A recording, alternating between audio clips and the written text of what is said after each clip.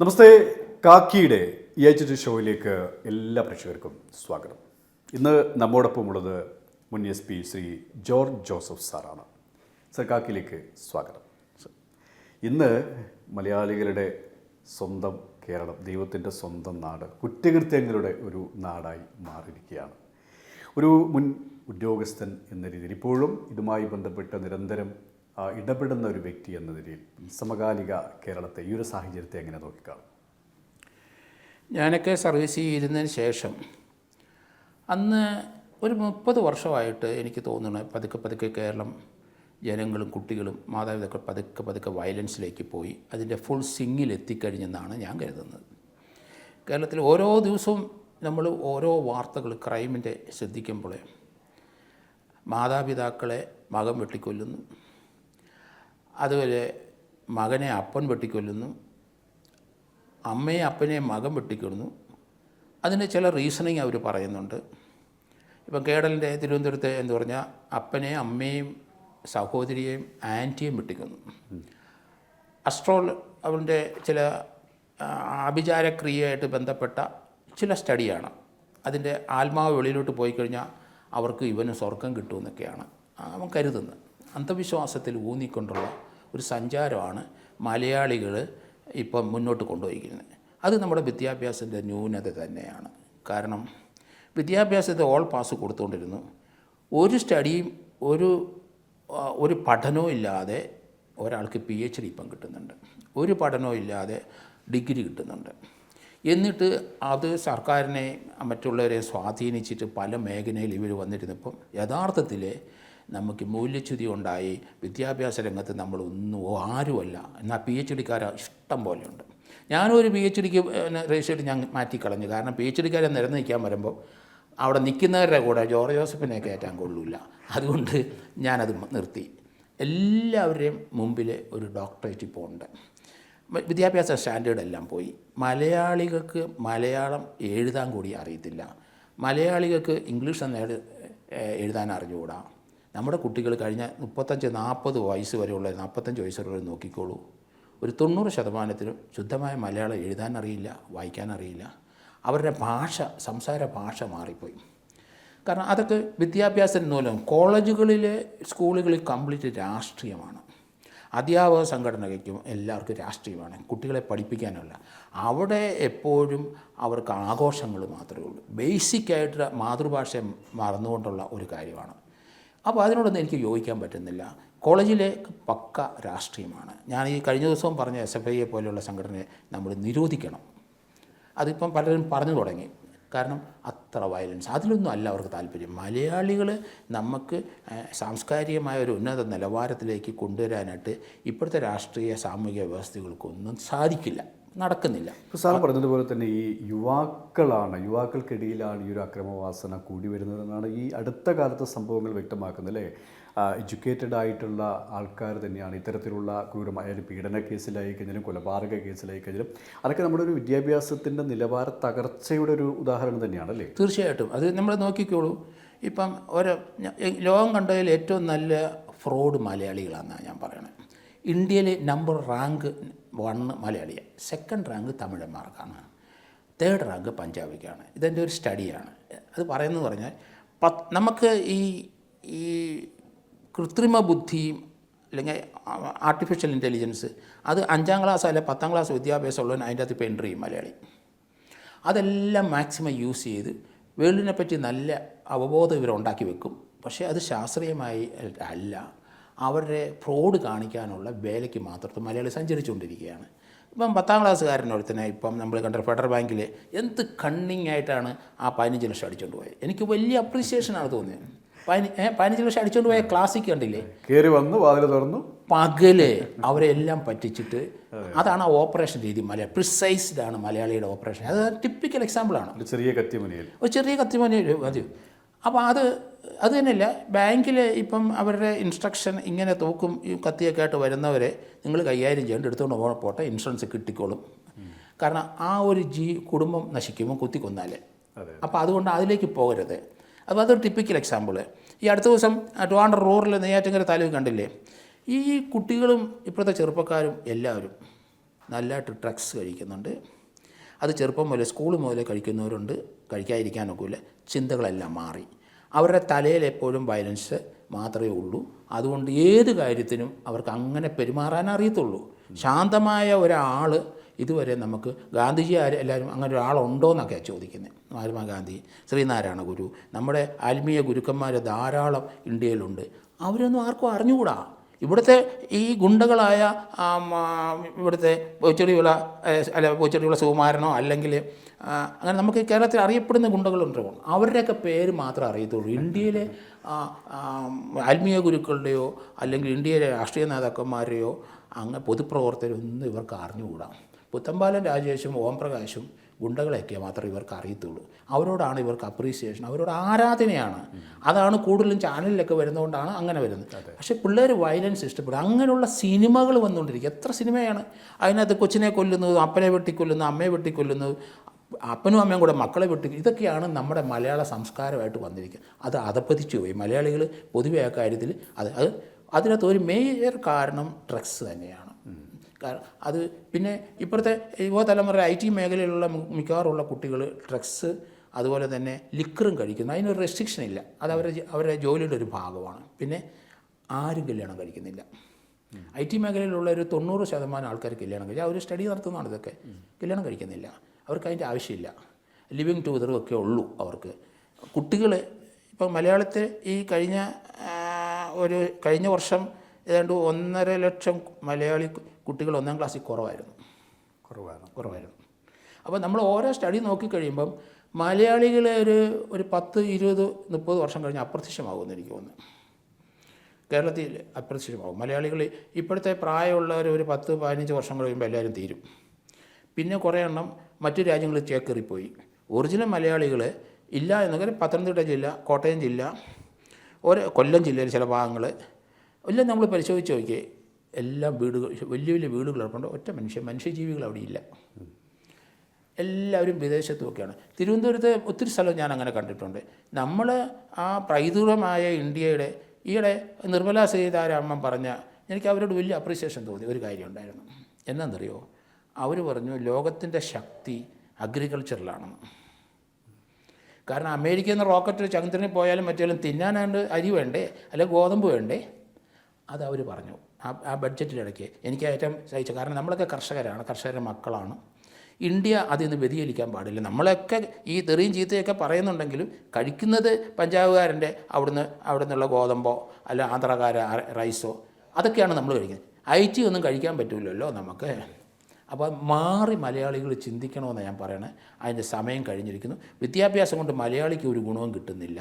ഈ ഫ്രോഡ് വേല കാണിക്കാനായിട്ടും കൊലപാതകം നടത്താനും വയലൻസിലേക്ക് പോകാനും അങ്ങനെ എന്തെങ്കിലും നേട്ടമുള്ളൂ. അങ്ങനെ വന്നെങ്കിലേ നമുക്കൊരു MLA മന്ത്രി ആകാൻ സാധിക്കുമെന്നാണ് ഇപ്പോഴത്തെ പുതിയ ചേരിപ്പുകാർ.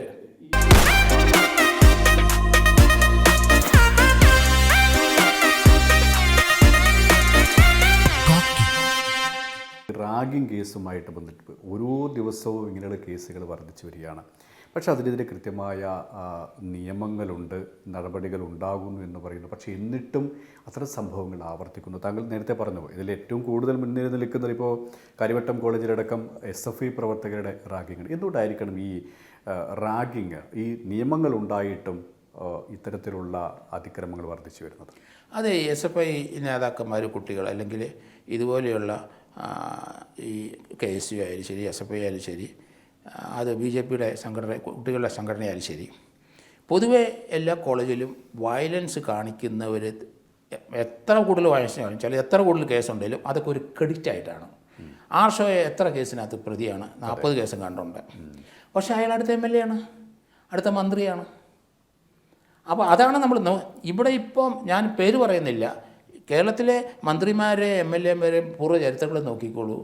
ക്രിമിനൽ ബാക്ക്ഗ്രൗണ്ടിലാണ് നല്ലൊരു ശതമാനം ആൾക്കാർ വന്നിരിക്കുന്നത്. അടച്ചാക്ഷേപിക്കുന്നതല്ല, നല്ലൊരു ശതമാനം വന്നിരിക്കുന്നത് ക്രിമിനൽ ആയിട്ടുള്ള ആൾക്കാർ MLA ആകുന്നു, MP ആകുന്നു, അല്ലെങ്കിൽ അവർ മന്ത്രിയാകുന്നു.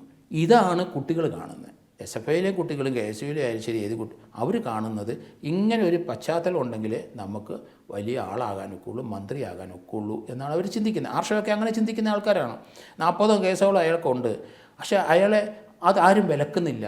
ഗവർണറെ എത്ര പ്രാവശ്യം അയാൾ കളിയാക്കി, എത്ര പ്രാവശ്യം ഗവർണർക്കെതിരായിട്ടുള്ള അതൊക്കെ ഒരു രാജ്യത്ത് ജനാധിപത്യ യുഗത്തിൽ അതിന് അംഗീകരിച്ചു കൊടുക്കാൻ പറ്റില്ല.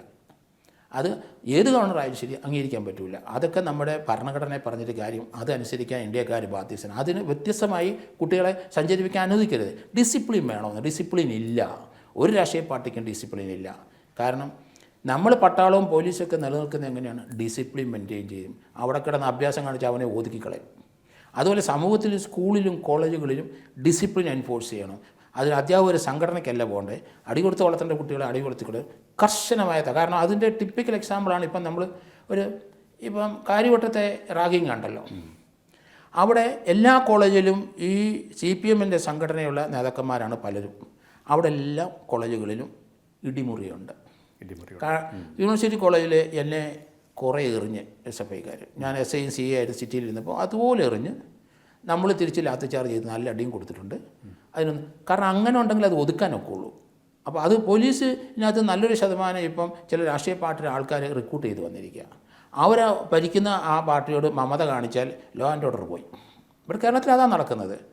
അതുതന്നെയല്ല, കേരളത്തിലുള്ള ഈ ഇപ്പോഴത്തെ പോലീസിൽ നല്ലൊരു ശതമാനം ചില പാർട്ടിക്ക് കിസ്ത് കൊടുക്കുന്നുണ്ട്. അവർ ലയബിലിറ്റിയാണ്. ഇതൊക്കെ നമ്മൾ പഠിക്കേണ്ടതാണ്. പത്രക്കാർ നിങ്ങളൊക്കെ പഠിക്കേണ്ട കാര്യങ്ങളാണ്. ഞാനിത് പറയുന്നതല്ല ആവശ്യം. നിങ്ങളാണ് അത് കാണിക്കേണ്ടത്, വെളിയിൽ കൊണ്ടുവരേണ്ടത്. കാരണം അതൊരിക്കലും അനുവദിക്കാൻ പാടില്ലാത്ത കാരണം. പോലീസ് സേനയിലെ സംഘടനാ സ്വാതന്ത്ര്യം കൊടുക്കാനേ പാടില്ല എന്ന് ഞാൻ പറഞ്ഞു. കാരണം ഇവരെ ഒതുക്കണമെന്നുണ്ടെങ്കിൽ ഡിസിപ്ലിനുള്ള ഫോഴ്സ് വേണം നമുക്ക്.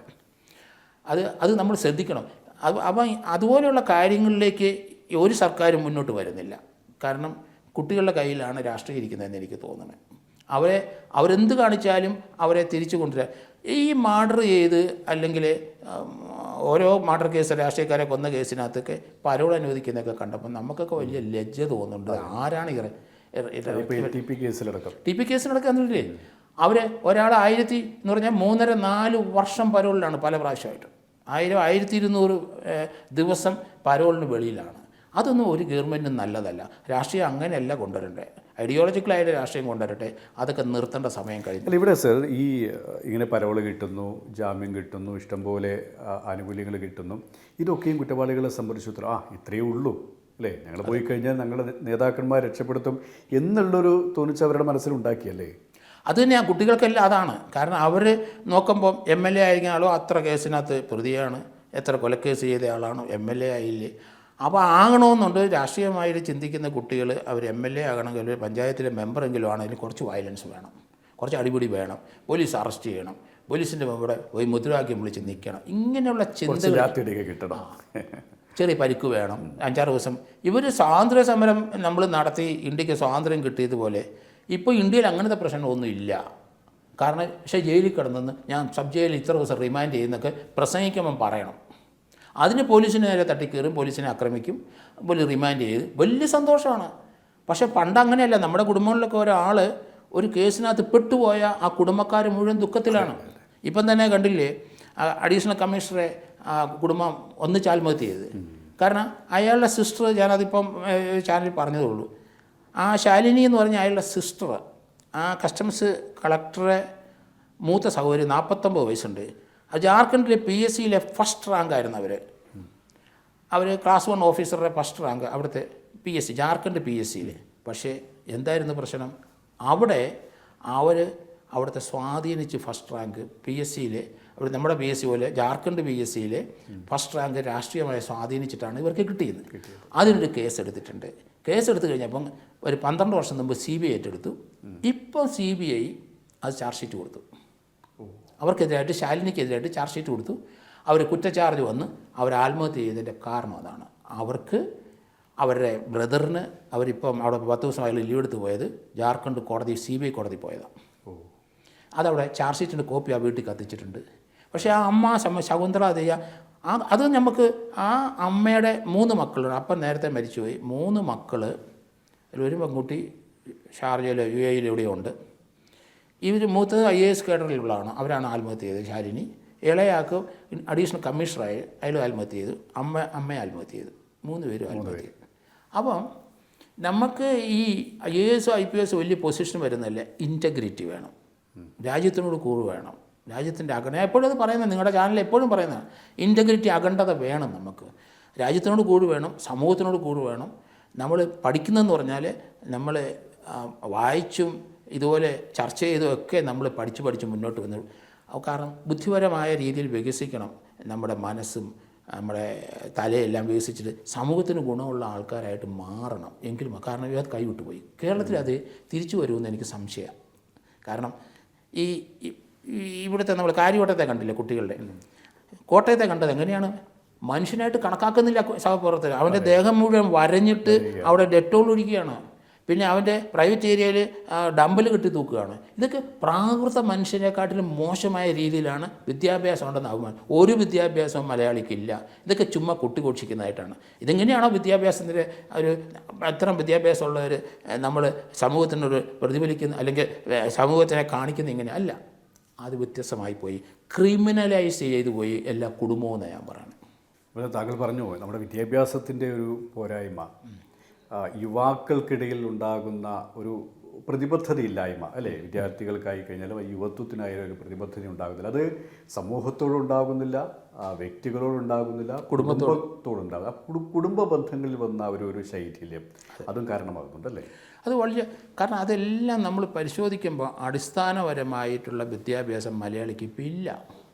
കാരണം നമ്മളൊക്കെ പഠിച്ചുകൊണ്ടിരിക്കുമ്പം ഗാന്ധിജി ആയാലും ശ്രീനാരായണ ഗുരു ആയാലും ശരി, ഇന്ത്യയിലെ ബുദ്ധിജീവികളും അവരെ പറ്റിയൊക്കെയാണ് നമ്മൾ കൂടുതലും പഠിച്ചത്. അവരുടെ മാർഗങ്ങളിലോട്ടാണ് നമ്മൾ സഞ്ചരിക്കുന്നതെല്ലാം. പക്ഷേ കുട്ടികൾക്ക് ഇപ്പോൾ അവരാരാന്ന് അറിഞ്ഞുകൂടാ, അവരത് പഠിപ്പിക്കുന്നില്ല. അത് ഈശ്വരനെ വിശ്വസിച്ചാലും ഞാൻ എൻ്റെ മക്കളുടെ അടുത്ത് വരും, എൻ്റെ അടുത്ത് എല്ലാവരും ചോദിക്കും, പള്ളിയിലൊക്കെ പോകുമ്പോൾ അച്ഛമ്മ ചോദിക്കും, സാറിന് ഈശ്വര വിശ്വാസം ഉണ്ടോ? ഉണ്ട്, പക്ഷേ ശാസ്ത്രബോധമുണ്ട്. അതിന് ഉത്തരം അതാണ്, ശാസ്ത്രബോധം ഉണ്ടെന്നാണ് പറയുന്നത്. ഈശ്വരവിശ്വാസം ഉണ്ടോ ഇല്ലെന്നുള്ള കാര്യം അവിടെ പ്രസക്തമല്ല. എനിക്ക് ശാസ്ത്രബോധമുണ്ട്. പക്ഷേ ഇന്ത്യയുടെ ആത്മീയതയെ നമ്മൾ നോക്കുമ്പം നമ്മുടെ ആത്മീയതയെന്ന് പറയുന്നത് ലോകത്തൊരു രാജ്യത്തിനും ഇല്ല. നമ്മുടെ ഈ സമൂഹത്തിൻ്റെയും നമ്മുടെ കുടുംബത്തിൻ്റെ കെട്ടുറപ്പ് ആത്മീയതയിലാണ്. അതിനകത്ത് വിശ്വാസം ഉണ്ടോ ഇല്ലയെന്നല്ല, നമ്മളതിൽ സഞ്ചരിച്ചേ പറ്റുള്ളൂ. കാരണം അപ്പനെയും അമ്മയും ബഹുമാനിക്കുന്ന മക്കൾ വേണം. ആ മക്കൾ അപ്പനമ്മയുടെ വയസ്സുകാലത്ത് ബെഡ്റിലാണ്, അവരെ സംരക്ഷിക്കണം, അവരെ ശുശ്രൂഷിക്കണം. അങ്ങനെ ഒരു തലമുറയായിരുന്നു ഇന്ത്യയിൽ. ഇപ്പോൾ അത് മാറിയത്, ഏറ്റവും കൂടുതൽ മാറിയത് കേരളത്തിലാണ്.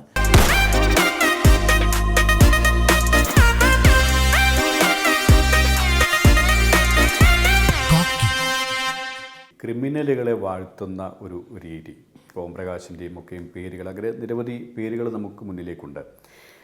അവരെ ഒരു ഹീറോസായി കാണുന്ന ഒരു തലമുറ നമുക്ക് മുന്നിലൂടെ പോവുകയാണ്. അതേസമയം തന്നെയാണ് ഈ ചെന്താമരയെ പോലുള്ള ആൾക്കാരുടെ ഒരു കടന്നുവരവ്. കാരണം ജയിലിൽ കിടക്കുന്നു, പക്ഷേ ശിക്ഷ അനുഭവിച്ചിട്ട് വീണ്ടും വരുന്നു, ജാമ്യത്തിലിറങ്ങിയിട്ടും പഴയ കാര്യങ്ങൾ ആവർത്തിക്കുന്ന എല്ലാവരും പറയുന്ന ആ സമയത്തൊക്കെ മാധ്യമങ്ങൾ ചർച്ച ചെയ്തിട്ടുണ്ട്, ഒരു പക, അദ്ദേഹത്തിൻ്റെ മന്ത്രവാദം, ആഭിചാരം, അതൊക്കെ ഇതിൻ്റെ പിറകെ വരുന്നുമുണ്ട്. എന്തുകൊണ്ടായിരിക്കണം ഈ ചെന്താമരയെ പോലുള്ള ആൾക്കാർ നമ്മുടെ സമൂഹത്തിൽ ഇങ്ങനെ കൂടി വരുന്നത്? അതെ, പൊതുവെ നമ്മൾ നോക്കിക്കഴിയുമ്പോൾ ഇങ്ങനെയുള്ളവർക്ക് സമൂഹത്തിലെ ചില രാഷ്ട്രീയ സംഘടനകൾ സംരക്ഷണം കൊടുക്കുകയാണ്. ഈ കുറ്റം ചെയ്യുന്നവർക്കൊക്കെ വലിയ ഗ്ലാമറാണ്. നമ്മളത് മനസ്സിലാക്കണം. ചെന്താമരയുടെ കാര്യം തന്നെ എടുത്തു വയ്ക്കും. ഒരു മർഡർ ചെയ്ത് അയാൾക്ക് ആ മർഡർ ചെയ്യുന്നതിലാണ് ഒരു ആസ്വാദ്യത കൂടുതൽ. അതിനുശേഷം രണ്ടുപേരെ കൊന്നു. അതിനുശേഷം അയാൾക്ക് കുറ്റബോധമില്ല. നല്ലത് ഏത് ചീത്ത ഏതെന്ന് അയാൾക്ക് അറിഞ്ഞുകൂടാ. അയാൾ അന്ധമായിട്ട് വിശ്വസിക്കുന്ന ആ ഒരു ആഭിചാരക്രിയയും അതുപോലെയുള്ള ആ കർമ്മങ്ങളിലൊക്കെയാണ് അയാൾ നിൽക്കുന്നത്. പക്ഷേ അയാൾ ഒരാളെ കൊന്നിട്ട് 3 പേരെ കൊന്നിട്ടും അയാൾക്ക് ഇപ്പോഴും അയാൾ വളരെ പ്രശ്നമാണ്. ഇനി ഒരാളെ കൊല്ലാനുണ്ട് ചിന്താഗതി പോകുന്നുണ്ടല്ലേ. എന്നിട്ട് അയാളെ അപ്രീഷിയേറ്റ് ചെയ്യാനും അയാളുടെ കൂടെ നിൽക്കാനും കുറേ ജനവിഭാഗങ്ങളുമുണ്ട്. കാരണം അങ്ങനെയുള്ള കുട്ടികളാണത്. ഇപ്പോഴത്തെ തലമുറ മുഴുവൻ ചിതറിപ്പോയാണ്. അയാളെ ഒറ്റപ്പെടുത്തി അയാളെ ജയിലിൽ ഇടാനല്ലേ നമ്മൾ ശ്രമിക്കേണ്ടത് ഇങ്ങനെയുള്ളവരെ. അത് തന്നെയല്ല ഈ നെയ്യാറ്റിൻകരയിൽ ബാലരാമൃതം ഉണ്ടായ എന്താണ്, അമ്മ ശിഥിലമായി നമ്മളെ ആ ശ്രീതു എന്ന് പറഞ്ഞ സ്ത്രീയും അവരുടെ ബ്രദറുമായിട്ടുള്ള ചില ലൈംഗിക ബന്ധങ്ങളാണ്. അത് തുറന്നു പറയാതിരിക്കാൻ ഒക്കില്ല. എന്നിട്ടാണ് ആ കൊച്ചിനെ 1.5 വയസ്സുള്ള കൊച്ചിനെ എടുത്ത് ജീവനോടെ കണ്ടിട്ട്. അതൊക്കെ എത്ര ദുരൂഹമായ ചിന്തഗതിയിലോട്ട് നമ്മുടെ ആത്മീയതയിൽ നിന്നെല്ലാം നമ്മൾ വ്യതിചലിച്ച് ക്രിമിനാലിസത്തിലേക്ക് പോയി കഴിഞ്ഞു മലയാളികൾ. കാരണം നല്ലൊരു ശതമാനം ആൾക്കാർ അങ്ങനെയാണ് ചിന്തിക്കുന്നത്. നമ്മൾ പണ്ടത്തെ കാലത്ത് അങ്ങനെ ഒരാൾ വേറിട്ട് ചിന്തിക്കുമ്പോഴും വേറിട്ട് സഞ്ചരിക്കുമ്പോൾ അയാളെ തടഞ്ഞു നിർത്താനായിട്ടുള്ള ആ സംവിധാനം നമുക്കുണ്ടായിരുന്നു. അതെല്ലാം ശിഥിലമായി പോയി. ഇപ്പോൾ ഒന്നുമില്ല. അതുകൊണ്ട് ഒരു മലയാളി എക്സ്റ്റിങ്റ്റ് ആവുമെന്നാണ് ഞാൻ പറയുന്നത്. അതിനുള്ള ഒരു 10 വർഷത്തിനകം മലയാളി എക്സ്റ്റിൻ്റ് ആയി പോകും. കാരണം മലയാള തനിമയില്ല. അത് മാറിക്കഴിഞ്ഞു. കാരണം പിന്നെ സ്വല്പം വിദ്യാഭ്യാസമൊക്കെ ഉള്ളൊരു അന്യ രാജ്യങ്ങളിൽ കുടിയേറി പാർത്തിട്ട് അവരുടെ ജീവിതം ആ രീതി പോയി.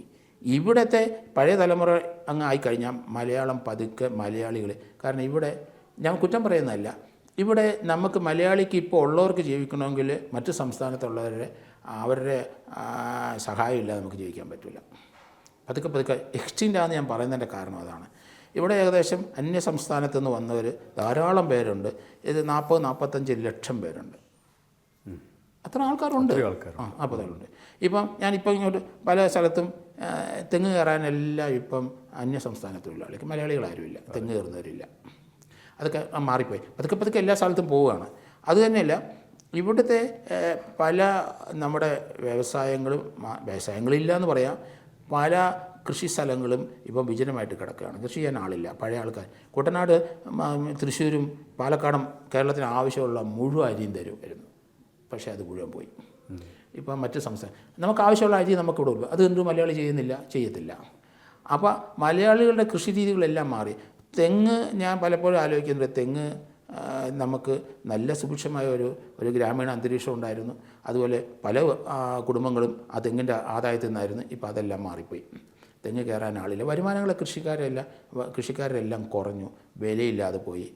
കുട്ടികൾക്ക് പിന്നെ പണം ഉണ്ടാക്കാനുള്ള ഗുണ്ടായുസത്തിലേക്ക് പോയി. കംപ്ലീറ്റ് പണം ഉണ്ടാക്കാൻ ഗുണ്ടായുസം. ആരെ വേണമെങ്കിൽ ആക്രമിക്കാൻ പൈസ കിട്ടും നമുക്ക് മലയാളിക്ക്. ആര് വേണം, നമ്മളറിയാതെ തന്നെ അവൻ്റെ അക്കൗണ്ടിൽ പൈസ വന്നോളും. അപ്പോൾ അതുകൊണ്ട് മലയാളിയുടെ ഇനിയുള്ള ജീവിത രീതിയിൽ എനിക്ക് തോന്നുന്നത് ഈ ക്രിമിനാലിറ്റി അതിൻ്റെ മാക്സിമം എത്തിക്കഴിഞ്ഞു. കാരണം ഓരോ ദിവസം പത്രം നോക്കിക്കഴിഞ്ഞാൽ അപ്പനെ അമ്മയും വെട്ടിക്കൊല്ലുന്നതും കുടുംബത്തിലെ ആൾക്കാരെ കൊല്ലുന്നതും ഒന്നിച്ച് ആത്മഹത്യ ചെയ്യുന്നതും ഡെയിലി 2-3 ആയി. പണ്ട് മാസത്തിൽ 2-3 വർഷം അപൂർവ വാർത്തയായിരുന്നു. ഇപ്പം വാർത്തയ്ക്ക് പ്രാധാന്യമില്ല. എത്രണ്ണം കൊന്നു എന്ന് മാത്രം ഒരു കണക്കെടുക്കാനേ പറ്റുള്ളൂ. അതുകൊണ്ട് മലയാളികൾ പൊതുവേ മാറി. നമ്മുടെ ഉള്ള വരുമാനത്തിനകത്ത് ജീവിക്കാൻ മലയാളിക്ക് അറിയില്ല.